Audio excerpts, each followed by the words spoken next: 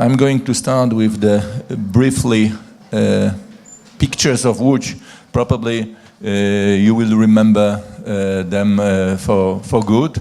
There are some pictures from the night and some from the day, because you enjoyed, I hope, a visit to Łódź during the day and during the night, as far as I remember.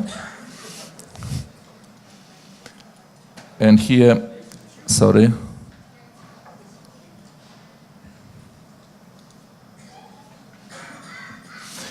I would like to introduce you to the faculty, some figures about the chemical faculty of the Lodz University of Technology.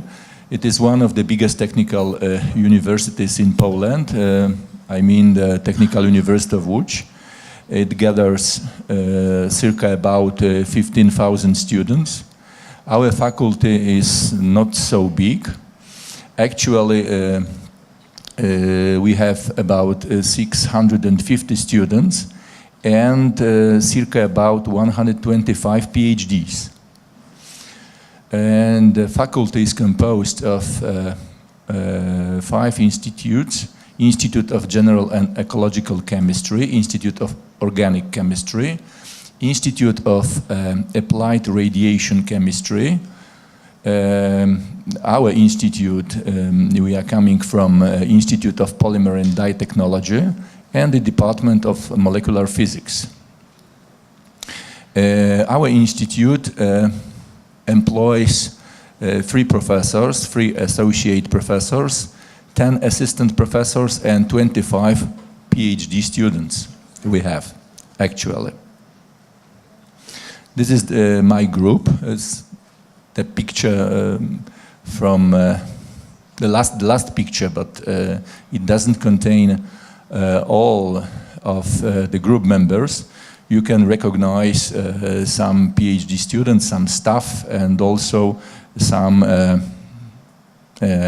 graduates being associated to American Chemical Society student chapter. What we are doing in my group, what is our interest? We are working on surface engineering, briefly concerning modification and characterization, and what is going on the surface during exploitation. We are also involved in rubber tribology, because what is going on the surface is very strongly related to a tribological issue. We are going on research on tribochemistry, and we are working on morphology properties relationship. We try to modify the rubber structure in order to get the tailored properties, and we are also monitoring what is going on with the rubber structure during exploitation. We are strongly involved in flammability, and recently our work has been directed to the issue of ceramization and the hybrid system involved for reduction of flammability of rubber and polymers. And we are also working on functionalization, which is related to surface engineering. We are working on sulfur organic polymers and medical composites and stuff like this. And of course, rubber nanocomposites. We are trying to introduce effectively carbon nanotubes, graphic oxide, graphite nanoplatelets, or layered silicates. And here you can see some examples of our activity. We are using nanoindentation to study surface gradient of cross-link structure and density, and we can monitor with this nanoindentation technique what is going on the surface. Here you can see the examples of monitoring of surface microhardness or surface relaxation during aging. So we can monitor the state of the material at a different time, and we can also estimate the efficiency of potential modification of the material from this point of view. From the surface point of view, we can monitor with nanoindentation the mechanical properties of the surface layer up to the depth of some micrometers. Also, we are involved in the work on crosslink structure. We try to optimize the properties of rubber from the point of view of tribology, from the point of view of dynamic properties, changing or playing with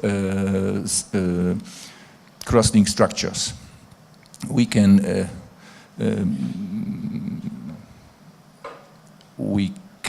make materials containing different kinds of crosslinks of various sulfidity, also mix the crosslinks, conventional crosslinks with unconventional ones.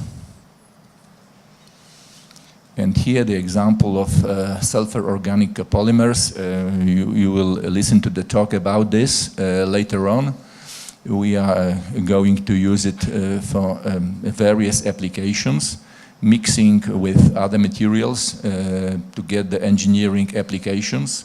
At the beginning, we mixed these sulfur copolymers with bitumens or asphalts to improve the road pavements.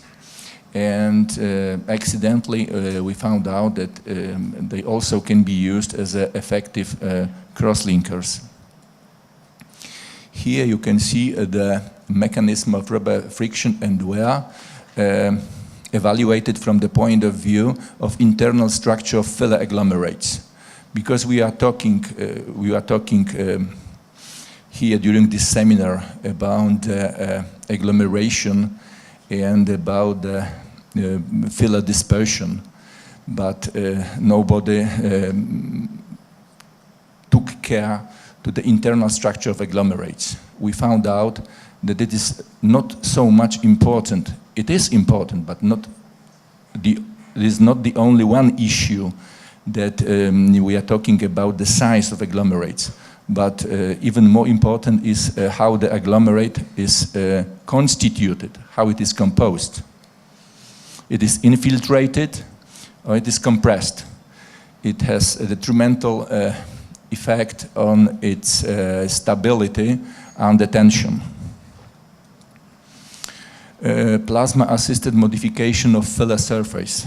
We try to modify directly with different plasmas or use the plasma as an activation source before the putting or anchoring something to the surface of fillers. And latest activity, you will also listen to the presentation about this. It is laser patterning of the rubber surface, especially in order to make it hydrophobic, which is very important from some applications. So you will see that the technique is very fast and very, very efficient. And coming back to friction and surface engineering, I would like to tell you that during friction we have some tribological some chemical reactions taking place. You have, for example, in the surface layer of rubber, some ions coming from the metal counterface, and also on the surface of metal, you can also some sulfur coming from rubber. At both phenomena influence a lot tribological properties, because in the matter of fact you have no longer the situation where you wear the rubber against metal, but you have modified metals wearing against something which is on the surface. So the presence of metal ions of various of changeable valence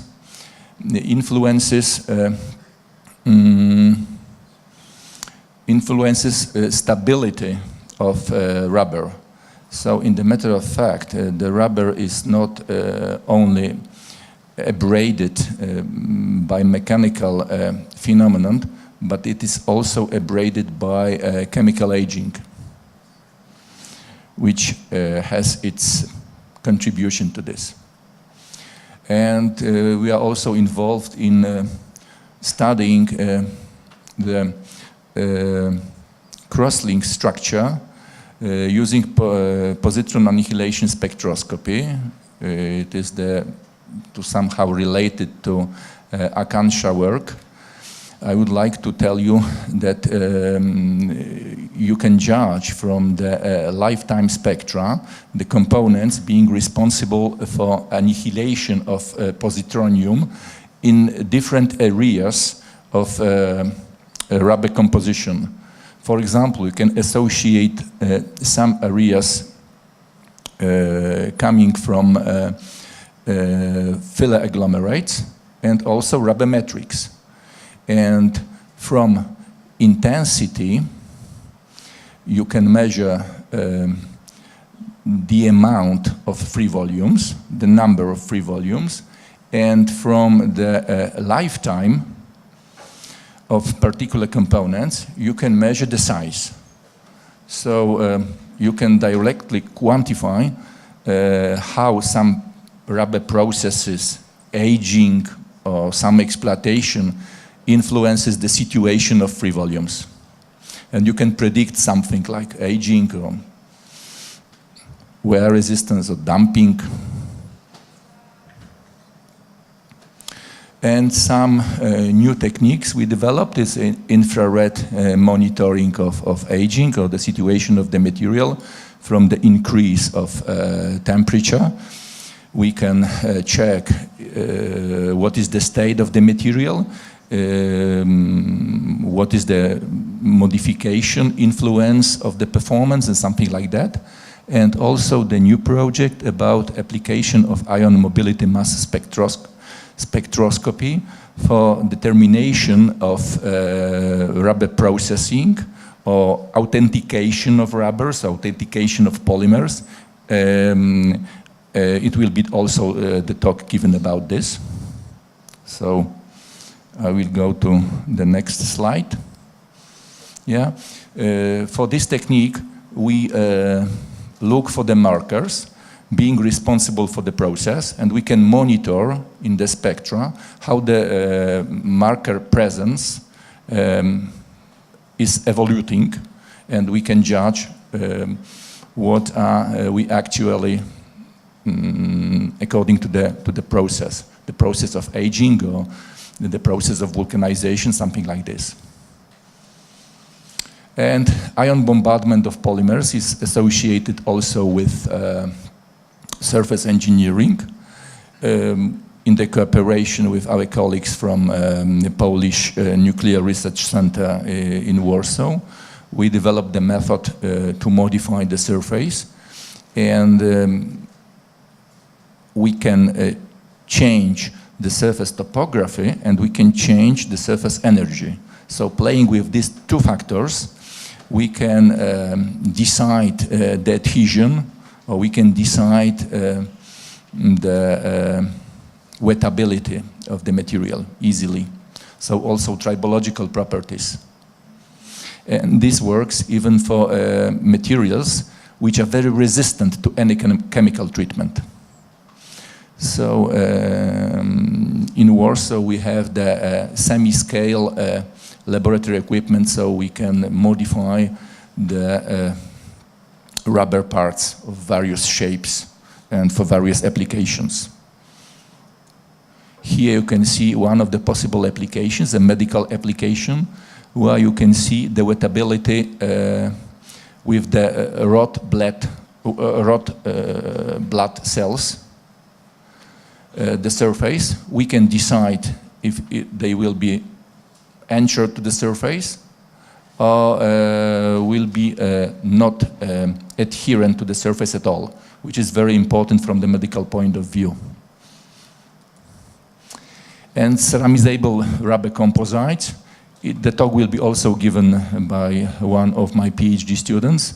Briefly, the idea behind this kind of modification is to incorporate into rubber material the special system of fillers, which under elevated temperature or on fire will convert the material and the rubber residue into porous ceramic phase, insulating the internal part of the material from the temperature and preventing from releasing any flammables outside the material, so it ceases fire. And carbon nanotubes are graphene rubber composites in this way combined with ion beam bombardment, which was used for us to effectively reduce friction.